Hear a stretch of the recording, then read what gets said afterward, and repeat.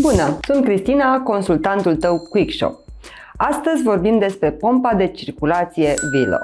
De ce o aleg atât de mulți instalatori și proprietari? Ce o diferențiază de alte mărci de pe piață și în ce situații concret îți rezolvă o problemă reală? Prima aplicație o cunoaște toată lumea. Aștepți 20-30 de secunde la robinet până vine apa caldă. Irosești 2-3 litri de apă de fiecare dată. Pompa Vilo rezolvă asta menținând apa caldă permanent în circulație prin conducte. Consum electric de doar 5-6W, mai puțin decât un bec LED. Termostat integrat, funcționează doar când e nevoie.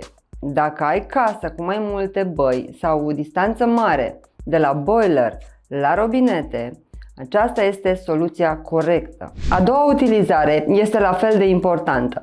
Într-un sistem de încălzire cu centrală pe lemne, pompa de circulație este componenta critică a întregului circuit. Ea împinge agentul termic de la centrală către radiatoare sau pardoseală și îl returnează pentru reîncălzire. Fără o pompă dimensionată corect, căldura nu se distribuie uniform.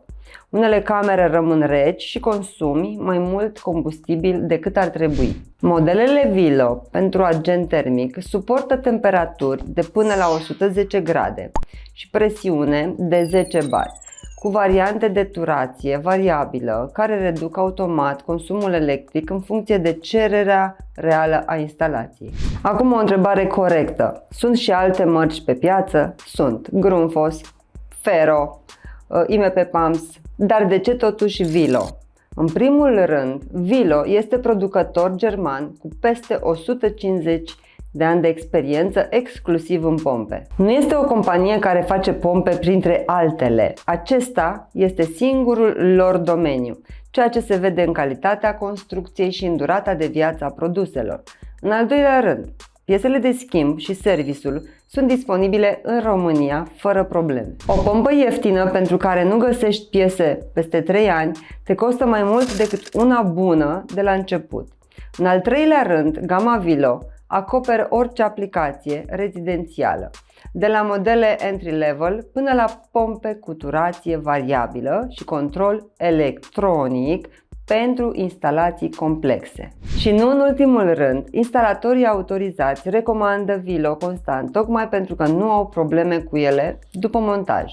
Alegerea modelului corect. Ca să alegi modelul corect, pentru apă caldă menajeră ai nevoie de o pompă certificată pentru apă potabilă. Pentru centrala pe lemne ai nevoie de o pompă pentru agent termic cu rezistență la temperaturi ridicate.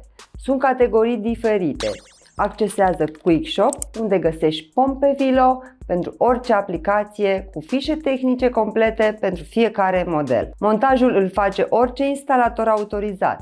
Nu este o lucrare complicată, dar dimensionarea corectă în funcție de lungimea circuitului și numărului de radiatoare contează. Dacă ai dubii despre ce model ți se potrivește, lasă-ne un comentariu. Sper că informațiile au fost utile. Accesează QuickShop pentru gama completă de pompe Vilo. Dacă videoclipul ți-a fost de folos, un like și un subscribe pe canalul nostru de YouTube.